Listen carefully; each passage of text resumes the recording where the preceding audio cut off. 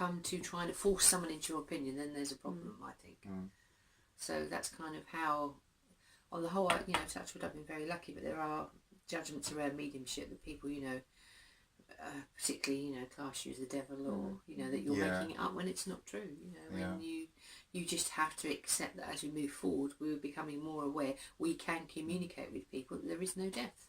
You know, and that's I think death scares people. Death scares people. Of course it does. And then, of course, then you're thinking, well, you can't connect with anyone. I don't want to talk about dying. I don't want to talk about death.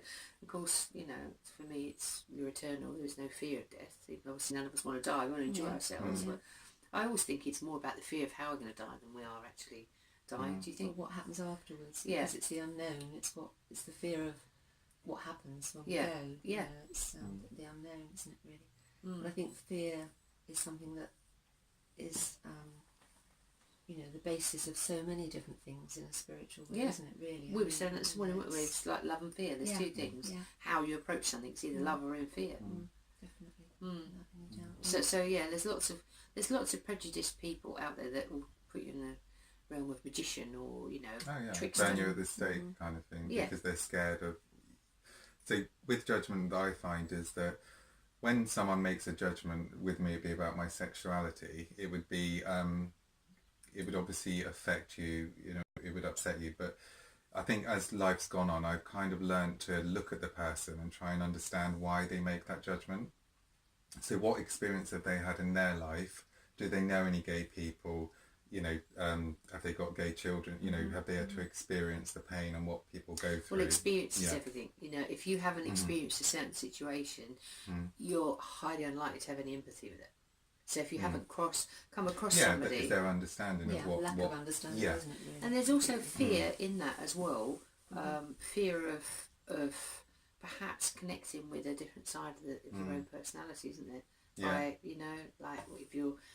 I don't know about men, but with women talking to gay men, I think on the whole, most women, I would say, are quite okay with it.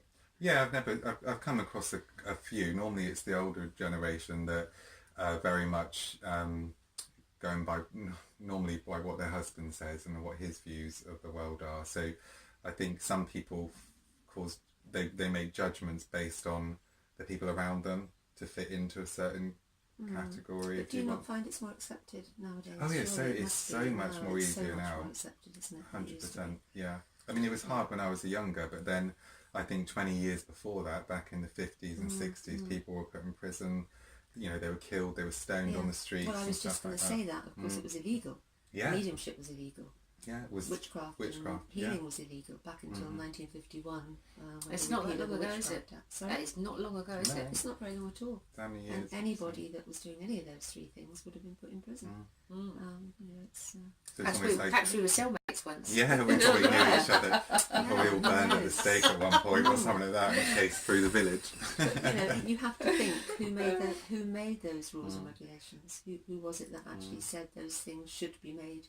Well, exactly, society. Well, it's like, for instance, the Bible or any religion that people follow a certain book about. So within these books, I'm not, you know, no judgment, but there is a lot of this is what's right, this is what's wrong. And so when people believe those things, whatever they meet in their world, they're going to make that judgment. It's not just religion, it's government policies, it's, you know, teaching, you know, the what we're shown as a child, what we see in the media, on the television. It's across the board what we're conformed to believe. Yeah. I mean, I've been a vegetarian, you know, nearly vegan. Oh, I didn't know that. So am I. For about about 25 years, 30 years. Yeah. 25 years, say.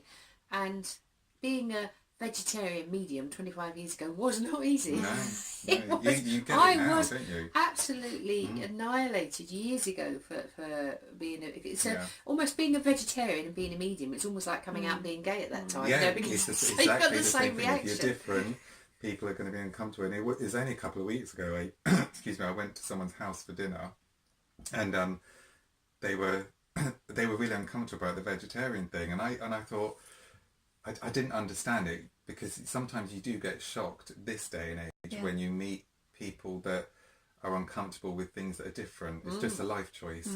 And I meet people sometimes, not so much now, that do have a problem with the gayness, but it shocks me because I think, what still now? Yeah. People still feel that. And really, why? Why?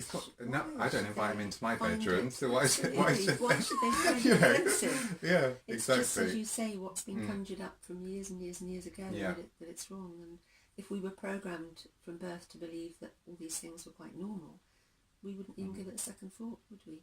So do you think that's where we should start? Say, within the schools and stuff. Yeah, definitely. Well, I saw a lovely thing the other day saying that one school is teaching mindfulness, and it's like, how wonderful. Yeah. If they can increase that meditation, all the better. Absolutely. Because when you think about it, when children are born, they come with no judgment. No, they live in that moment, and we educate them into judgment. Yeah. We educate them by what's happened to us or how we've been brought up and told. Yeah. And I don't think there's never a time where you can't decide, actually, I'm not going to go down that prejudice road, up the prejudice road. I can actually make a decision for myself on how I feel about it. Yeah. So, there's no, we start when we're young, but it's important to that any age, no matter what age you are, you still have a choice of how you're going to, respond to someone. So would you believe, as we've said before in previous videos, that we decide what's gonna happen to us in our lives before we come here? Yeah. So what do you think is the main lesson about being a different person within a majority of people that are the same? What do you mean think? by that? Well, kind of like you say, for instance, I chose to be gay in this lifetime, a gay man. I've chosen to be around these people, go to this environment. So what's the main lesson? Would you say anyone that's different gets put into why you would choose there's two that? reasons. Diversity is consciousness at work. That is how we keep expanding and who we are as a divine source. It is the diversity that creates new things. Okay, so that is the source of who we are, is to keep creating, to keep bringing in the new. Diversity creates controversy, creates different opinions, which creates more expansion of consciousness. But that doesn't mean that we have to all go and create wars and cause problems to create expansion. We can do it in love and peace as well. But on a personal level for you, and it is personal, there will be something for you that was a challenge in this lifetime. It may be that you would have trouble standing up to people to be openly gay. It may be something in you that you needed to experience. Yeah. You see, as a person. Because I think that environment back then was, going to school was like World War III.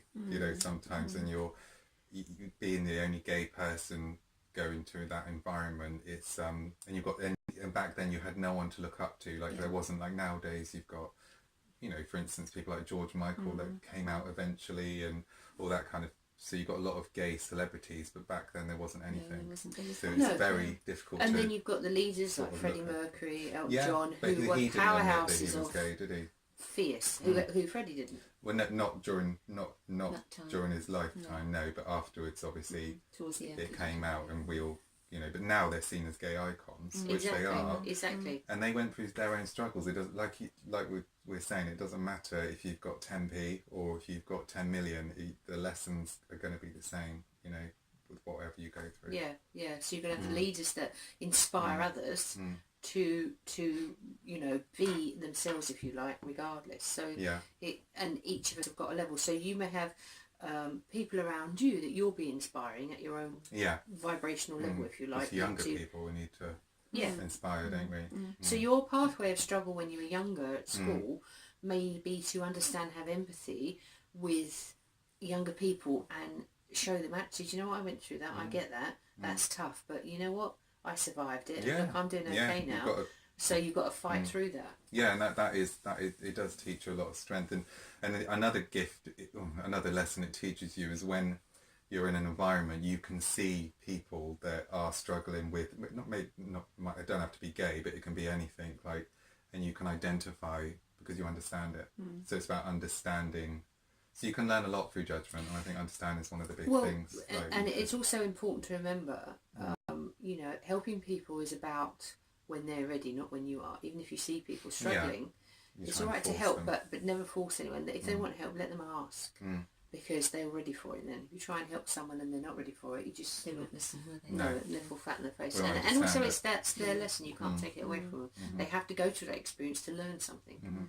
So, which we've all done, haven't we? We've all been there.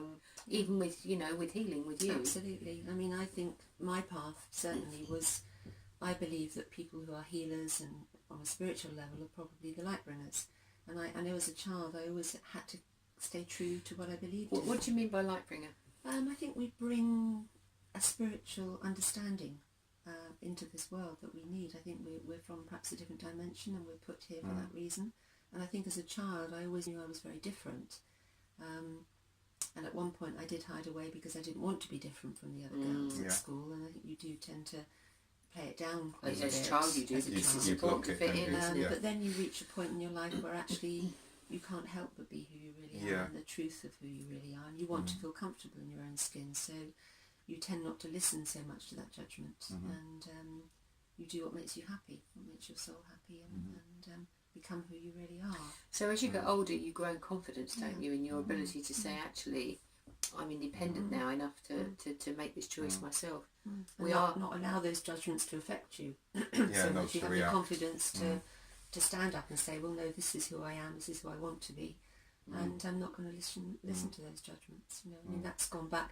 Judgment has gone back for centuries. I mean, you look at the white witches or the witches of, you know, now this white witchcraft is huge, you know, because people have so much more understanding of it. Do you think it's the younger people that are bringing that? Yeah, because they're searching for something that is more tangible. The vibration is raised. They need to find something more connected to Mother Earth, more connected to spirit. You know, the church, unfortunately, you know, I don't have any judgment of the church. I understand why people go, and I have, you know, completely. Well, I mean, there is an understanding because years ago, you know, witchcraft could have been abused, you know, so there would have been some terrible things going on. So you can understand their fear around it, but you also have to understand that things move forward, and as people grow in their understanding, they have to understand that it can be used for good as well. Absolutely. You know, like certainly in the healing side of it, well, can't absolutely. I mean, years and years ago, hundreds of years ago, there was always a wise woman in every village, and they were the ones that mixed herbal potions. They did their magic, their spell work. Most of them were midwives as well. So you think about it now, there's still wise women in what we would call villages in our communities, but you know, obviously drugs and pharmaceuticals have taken over a lot of that natural healing, which I think we're starting to move back to. We're going back to that now, definitely, because we have to. You know, nowadays we bombard our bodies with too many chemicals. Excuse me. You know, the medical profession is wonderful, don't get me wrong. I know they do some amazing things, but we are starting to realise that our bodies need more natural things. Our bodies in the earth. We're starting to wake up, you know, about polluting the earth, about, you know, even the chemicals that are in the products. You know, I've noticed some going for more natural conditioners in the clothes and things like that, you know, so there's no chemicals. And I think it's definitely, even though we're aware, I think the younger generation are even more aware of how important it is to start working together to lessen the judgments and it's stuff. all about being in harmony with the nature, you know, working with the seasons and eating the food even that actually is in season at that time of year. Well, so how many of us are going for the organic now? Absolutely. You know, we just Locally know our grown bodies foods and need stuff like that. something different. You know, there's so much illness now that has been created by a lot of the chemicals we breathe in. Well, it's a business, isn't it? Yeah. So. Yeah, and also our thoughts create our reality. So there's no healing that can't be, no illness that can't be healed, if you like, through the power of thought. But that's something that you have to become really in tune with and aligned with to learn that, and then from that understanding. And it's always about working with rather than fighting against. So I would say that to be whatever cause you've got, never fight against anything. Work for what you want. Put your focus on what you want, which is why, you know, when I say to people about the chemicals, they say, you know, all the pollutants, I say, forget that. Focus on what isn't polluted. Focus on what is good for you, and more of it will come, and then more other people will pick up on that. You know, so I think even though we've had all these judgments, all the problems going on, it's find out what's good. Like with witchcraft, it's like find out the good witches, find the white witches, find the ones that know the healing remedies. You know, find the the gay people, because whether you're gay or not, it's just a label. There are good people and there are bad people. Well, it's a character, isn't it? Exactly. That's how I see it, yeah. You know, I mean, I've always struggled with that, because I thought, to me, a person is a person in front of you, no matter what colour of skin, no matter what sexuality they are. I always respond to the soul of that person. Well, that's because, you know, obviously you see life a different way, but the average person is, they do have a lot of judgment, fairly, because it makes them uncomfortable, or it's fear and they don't understand. So I understand why. I mean, what about the judgments we make as us three people, you know, looking in our lives? Like, we all do it. I do it every day. My great motto in life is speak as you find, and I try to take people on face value, and I don't listen to what other people say about them. You know, you quite often find that make people your own will mind up. and make my own mind up. Yeah. And I've learnt that through being older and being more confident, obviously, and my knocks in life along the way, and you just learn that actually you don't listen to other people's judgment. You make your own mind up about people nowadays. And it takes a bit of strength to do that, though. You know, you've got to be confident to be able to do that, because there's a lot of people that aren't confident that will get swayed into things purely because they don't want to feel on the outside of groups. People like social groups is to huge. keep together, don't they? Yeah, It's and a then natural there's instinct. an outsider, and people, you know, in a group, they'll bond together talking about that outsider, because it gives them a common ground to and then that's when you get well, they say that the about a spiritual situation. pathway being a lonely pathway. I have stood definitely. many times alone, and not just spiritually, because I believe in something, and I'll have that group around me, all against it, if you like. But I can't change who I am, and I don't care that they aren't going to agree with me, because then they're not the people that I need to be with in the first place. So I look at it that, that's you right. know, if that's not what it's meant to be, but I can't change who I am, because if you start doing something because of other people, you lose yourself. You become you're living miserable. for everyone else. And you're reacting, and you just spend your life reacting to everything that comes along. So everyone's got power over you. So if they've got a judgment about what you're wearing or whatever, you'll go home and think, oh, next time I'll wear something. So it's about seeing the judgment and not reacting to it, but understanding why they're making that judgment, and then it takes away the reaction of the pain, if you want, of living what someone else thinks, because really it's not your business. What they think is what they think. That's where depression comes from. Yeah, definitely. Not living from what your heart wants to do. The truth, really, isn't it? Not being truthful to yourself, and not living how you really want to live. Worrying about what other people think. Trying to fit in. Yeah, and trying to fit in. Well, exactly. They back to the social norms, the society of you know, years ago the saying was sent to Coventry, because it's the worst thing you do to somebody is ostracise them from a group, because then they feel vulnerable. It goes back to absolute primeval or primordial part of it's us. Power, isn't it? Again, it's all about power. And people get power, don't they, from that? Well, most powerful people will have a lot of followers that are probably too scared. Yes, and negative, and they unfortunately some people don't have great lives, and instead of focusing on what's not good about their life, they'll look at someone else and go, well, she's got this and she's got that, or he's got this, so I'm gonna put all my anger and negativity onto that person, and that's because they're jealous of what they've got. Because they can't face what's the problem is in their own life, so they just try and attack people, and you get all your keyboard warriors and stuff like that. Negative, because it's easy to say something sat behind a computer screen or a phone, isn't it? Coming up to someone's face. I mean, and also some people just delight in being that. Well, that's kind of what way. they're here for. Some people, aren't they? Exactly. They just want to be negative and some people are happy being like that. And that's that's fair enough. That's the idea of life, to be happy here, and maybe they're there to help us to be stronger in our convictions of who we are and our own happiness. You know, because there's always got to be the balance of the two, hasn't there? You don't have that stronger side. Apathy is a very, very boring place to be. It's a very safe, boring, stuck place. On the fence kind of thing. Yeah, completely in apathy. If you've got no, one way or the other, at least if you're doing something positive, even if it's reacting against someone that's said something that's made you feel like you've been judged, you have a choice. You can either go down into depression, or you can say, well, blow that, I'm actually going to decide that actually I know what's right for me, and I'm not going to be defined by your judgment of me. Yeah, it's a skill that you learn, isn't it? Something you learn through life. What would you say to a young, say like a young person's at school, they're getting bullied, so they're getting a lot of judgment, a lot of opinions. What would your advice be to that person? What do you think? Well, first of all, I'd say there's probably a lot of qualities within you, because you're very sensitive, you're going to feel it a lot.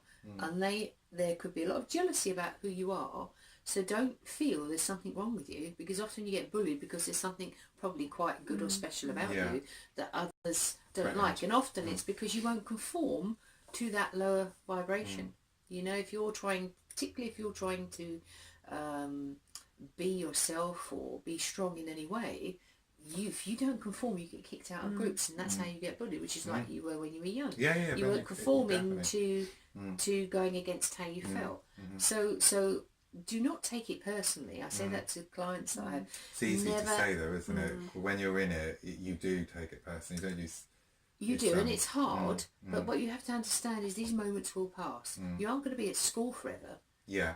You are not going to be at school forever. And when you get old, become older and look back, you will thank yourself for staying strong and believing in your own values, because you'll fulfill that in life, as those bullies will still be lost, still be miserable looking there. And it comes from a place of fear. They're fearing something in you that makes them feel vulnerable or insecure. And you'll still have that innate quality within you as you get older. But from a more practical sense... It's a strength, it is, because you can see it when it comes. And like I'd say to anyone that was in that situation is stand back and look at the situation, try and work out what's going on, what's happening in their life, why are they going to, why do they feel that way about me? And it kind of takes the emotion away from it. So I think that's quite a good skill to have. It is hard, as you say, and just try and walk away from it if you can.